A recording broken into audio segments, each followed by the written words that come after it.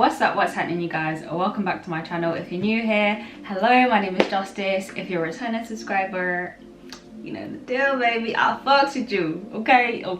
So if you didn't know or you were not aware, my channel was supposed to be based around kind of travel, lifestyle, and all the other kind of bits that I do, but the travel was kind of the main thing that I wanted to showcase. As you would have seen in some of my previous solo traveling vlogs, I'll link a couple up here if you haven't, my Cape Verde one and my trip to Portugal. Obviously, Miss Panoramic has kind of messed up the vibe, like we can't really travel, so I thought I would do this little video for you guys just to have, you know, in the back of your minds some of the things that I would recommend when we do get back to traveling and how to stay safe if you do want to go on a solo trip. I've made a list of 10 top tips that I would personally recommend, kind of from my experience, well, 100% from my experiences traveling alone, that I think you should just be aware of and kind of, you know, put in place just to keep yourself safe and keep yourself out of trouble on these streets. Okay, internationally, these international streets. I'm keeping my fingers crossed that soon will be released and we'll be able to get back to the travel content that you guys enjoy and that I love making. If you enjoy this video, don't forget to subscribe. You can also follow me on the gram if you want to. I'll leave it somewhere around here, but let's get into these tips, baby. My first tip, which goes without saying, whether you're traveling alone, in a group, with your mama, with your cat, with whoever, okay, make sure you research the location that you're going to. Research. Make sure you know where the nearest ATM is, where the nearest coffee shop is, where the nearest place that has Wi-Fi, just in case. You need to know all of these things before you go away, and it's something that I make sure I do before I travel anywhere. So I'm talking, I'll be using Street View on Google Maps because you can literally see anywhere in the world, well not anywhere, like area, what is it, 52, 75, whatever the fuck, you can't see in there. What they got going on? I wanna know. But you can see most places on this earth with Google Maps. So literally put in the place or the location or the street that you're thinking of staying on and literally navigate using Google Maps. You can see what's about, you can see where the nearest shops are, all of that good stuff. Make sure you do that. If you're gonna stay in a hotel or some kind of accommodation, make sure you look at reviews. Again, super obvious. Look at the reviews, read through the reviews, just kind of set yourself up so you know what you are gonna expect. The worst thing you could do is find somewhere that looks really nice, that doesn't have reviews or that has reviews you haven't checked, and you turn up and it's something that you did not expect. That just is gonna mess up your whole vibe for your holiday, so don't do that. As you guys will be aware, YouTube is an amazing resource for finding vlogs.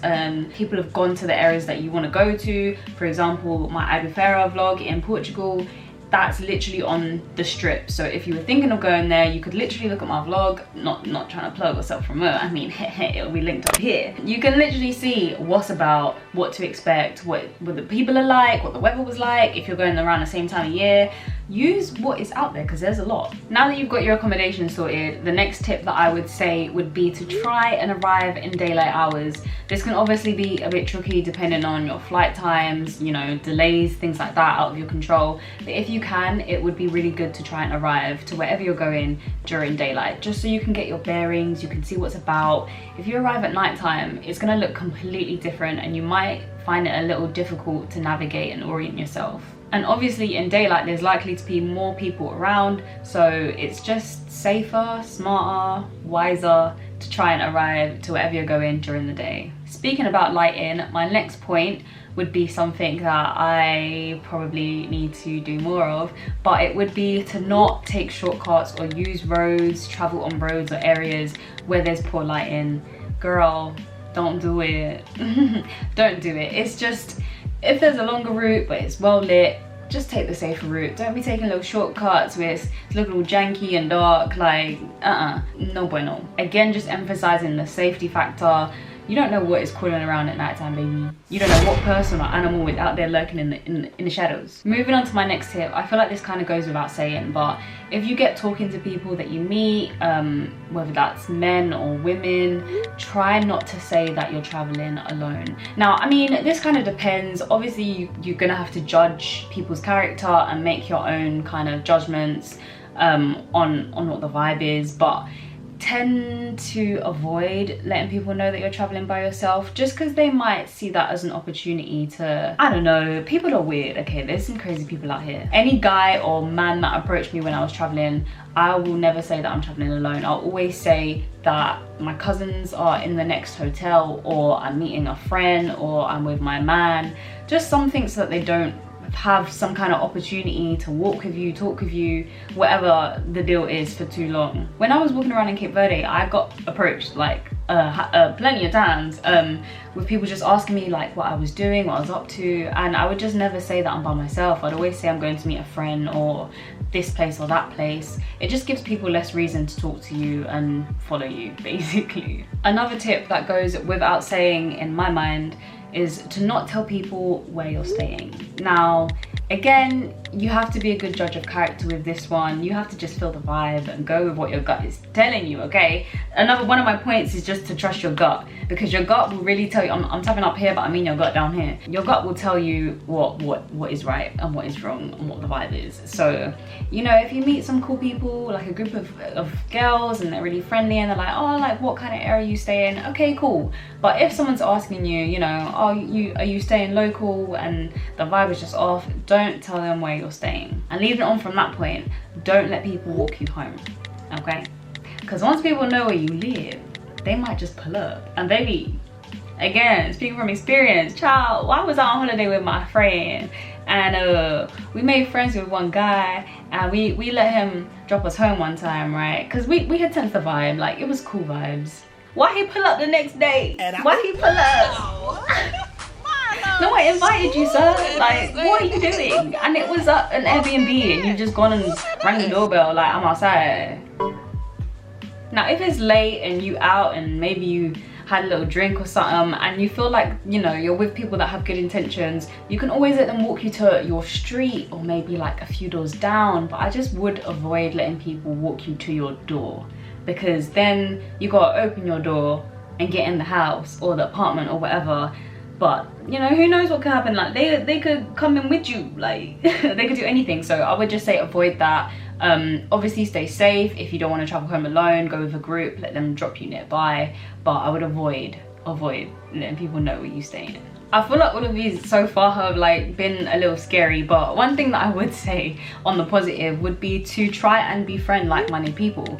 Like I was saying, if you find a group of girls maybe, or guys that seem cool, or a mixture of people, it doesn't really depend on gender, but you just honestly have to go with your intentions and your gut. Try and find people that are maybe from the same country as you, or like local to you, just so you might have some common ground, and maybe like you can befriend each other. They don't even have to be from the same place, to be honest, just like-minded. When I went to Cape Verde, I met some girls from Sweden, really cool, around the same age as me, like the same kind of ethnic backgrounds. So we had, you know, common ground, and we vibed, and we had a great time, bitch. We was out shaking our things in the club. Okay, not the club, the hotel. But we was having a great time, and honestly, I felt so much more comfortable having people there that I could meet up with or go to certain places with, and it made my stay a whole lot more enjoyable. So I would definitely say try and befriend people. This is not giving you the message to avoid people at all.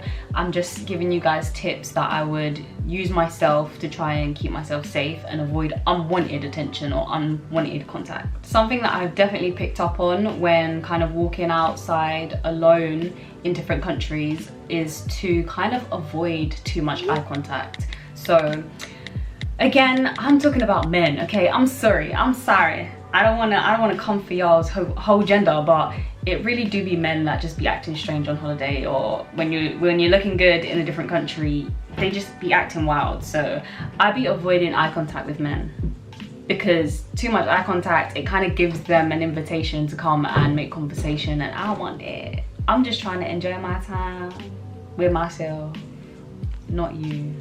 And something that goes hand in hand with avoiding eye contact, I feel like, is just walking with intention.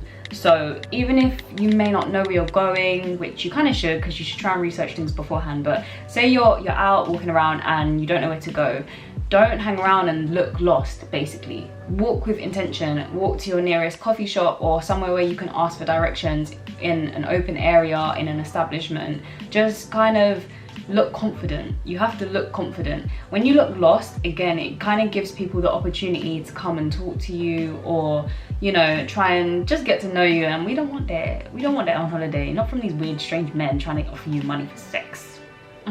I found that when I was walking around in Cape Verde, I mean, it kind of helps with my kind of colouring and stuff, but I feel like people just thought that I was a local or from the country because, one, I blended in, and two, I just walked with direction. Like, I'm going here, I'm not trying to chat to no one, I know what I'm doing, cool, I look confident, I'm on my shit, I have my phone, like, you know what I mean? Just kind of exude confidence and fake it till you make it. Play the part and you'll be absolutely fine. So my final tip for you guys is something I feel like we need to be able to do, whether you're abroad, whether in your own country, wherever, okay?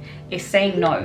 Not being afraid to say no. Whether this is someone asking to walk with you or walk you home, say no confidently. Whether they're trying to, I don't know, ask you where you're staying. If someone's trying to sell you something that you don't want to buy, this happens a lot, I feel like, when you're on holiday. And like, I understand the hustle, like I get it, but sometimes you just need to have a firm no for people to understand that you're not interested and you're just trying to do what you're trying to do. And by no means am I saying to be horrible or disrespectful to anybody, absolutely not. But sometimes a no is a no, and people kind of don't get that, especially with people trying to sell you stuff or, you know, trying to get to know you. Sometimes you just have to say no is no and be about your business and keep walking with your intent and direction. So those are my traveling solo tips for you guys. I hope you found this informative and useful. Again, these are just some things that I've picked up along the way and I've found have helped me to stay safe and feel confident when traveling alone. If you guys have any tips, make sure you leave them in the comment section down below. I know so many people have reached out to me saying that I've inspired them to take a solo trip. So if you've got more experience solo traveling and you want to leave something down below, be sure to. We would love to hear from you. Once again, if you enjoyed this video, make sure you hit that like button and subscribe, and I'll see you in the next video. Peace. Stay safe.